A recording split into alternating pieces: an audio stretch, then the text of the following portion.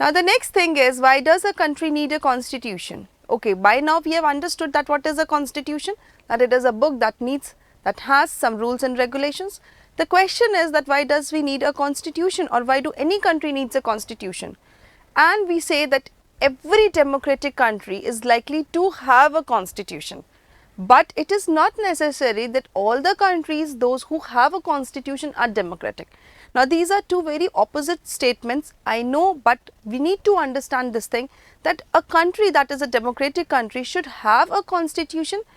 Why? Because there are some rules and regulations which everybody should follow, and that is not by choice, that they have to follow. For this purpose a constitution is written.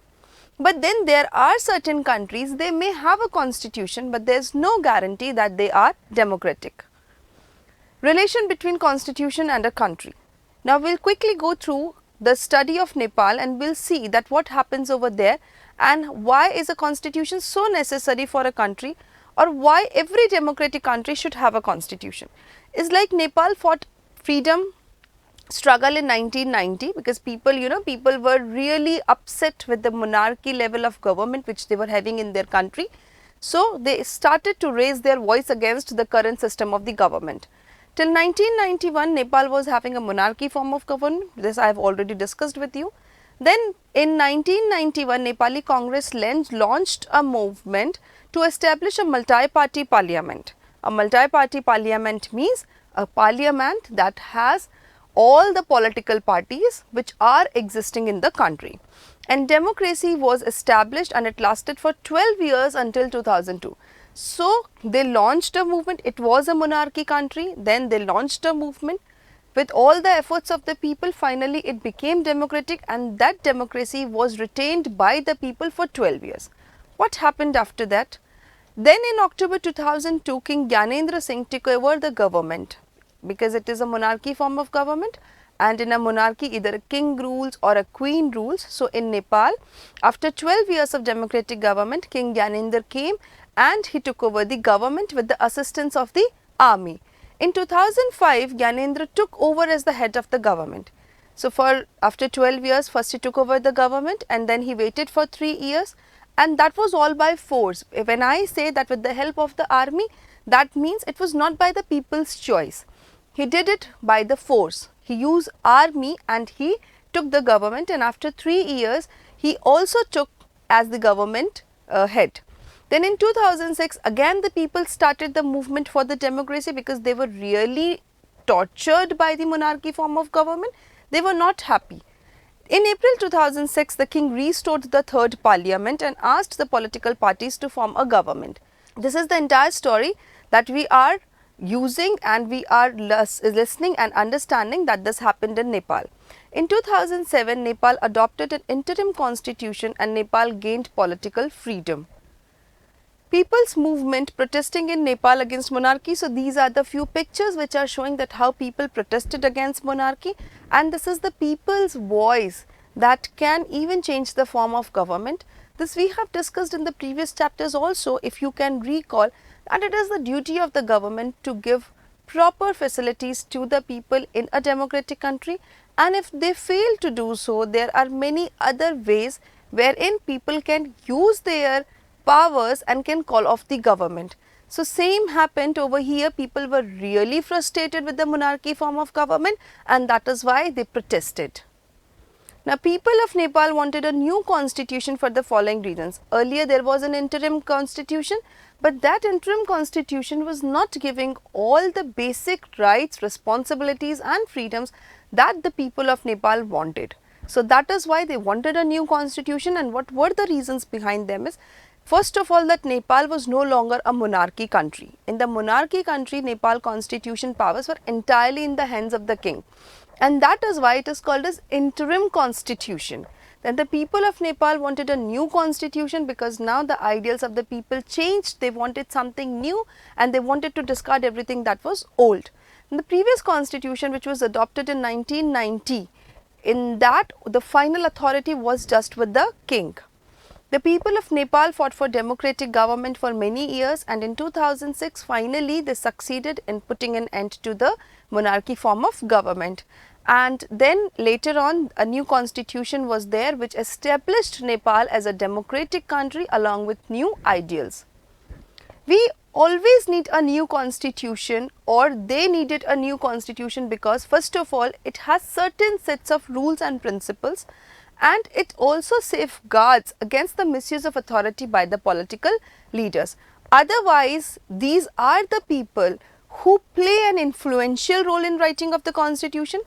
They will write it in a way that favors them, and that is why once the government form of government changes, always a new constitution is designed. Now, this is a short conversational story. Quickly we will go through and we will try to understand what was the outcome. So, this is a scene of a class where kids are standing and a teacher is saying something to the kids. It's the moment the teacher enters, it started scolding a child. The name of the child is Anil, and the teacher says, today I am going to report you to Mrs. Rao. And the boy asks that, what have I done, ma'am? Now, the other child starts explaining that, ma'am, while you were away, Anil kept talking loudly and he was disturbing the whole class, and the monitor, who, you know, if the teacher leaves for a minute, for 5 minutes, if she has to go for some urgent thing, she nominates a child to think and to take over the class and to take care of the class for 5 minutes. So, when ma'am came, the boy told her, narrated her the entire thing, that when you were away, this boy did not listen to me and he was talking loudly. Anil, you will have to stay back and you will have to write this thing 100 times that I will not disobey the class monitor. But ma'am, I did not do anything. See, in this situation, ma'am was not there. Ma'am did not know actually that what happened. No other child was there to support Anil, and just ma'am formed an opinion on the basis of the feedback of the class monitor. None of us know the truth because we were not there. So, how can we decide that the person is wrong just by statement of some other person? Now, from this entire story, what have we concluded is that we need a constitution, or any democratic country needs a constitution to ensure that a dominant group does not use its power against others, because over here what was happening, maybe the entire class was the friend of class monitor and they did not like Anil. So, what did they do? They thought of a plan that today teacher has given me the authority. When teacher comes back, I am going to narrate her false stories and today I will put Anil in trouble. And somehow he was successful in whatever he planned. And second reason that why do we have a constitution is that majority should not overlook the interest of the minority. Over here the two terms that we have used, majority and minority. Majority is that section of the society where people are more in number, and minority means less in number. It could be in relation to any particular caste, it could be in relation to any particular sex, like, you know, if a class has, out of 20 students, if a class has 15 boys and 5 girls, so we say that the majority of the students in this class are boys and minority are girls. Again, we will have a short interesting story and we will try to understand the outcome. The games period is about to begin. So, the first group says, let us play basketball. So, the second group says, no, let us play cricket. And the teacher decides to settle the problem with a show of hands, and the second group won. So, they started teasing the first group that we have won. And the boy gave the reason that obviously because we have more boys in the class. So, what happens is, like, girls wanted to play a different game, boys wanted to play a different game, and just because boys were in majority, finally the game that the boys wanted to play were chosen by everybody as the game to be played in the sports period.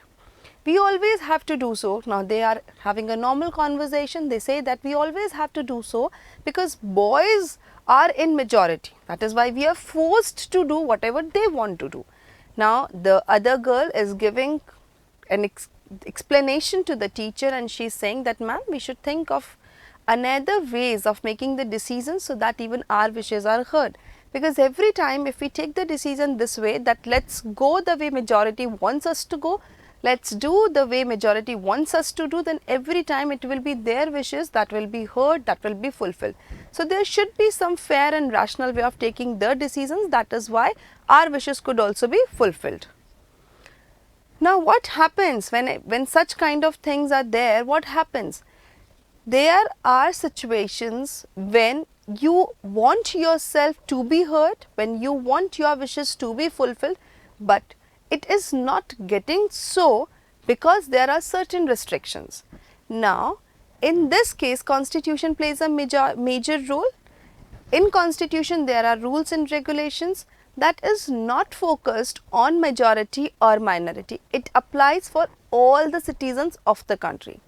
Now, what happens is, like, I have 2 chapters and left to revise, because you know this girl had her assessment tomorrow and she wants to revise. But it's time for me to watch my favorite TV program and I am dying to watch it. But if I do that, I don't have time left to finish my revision.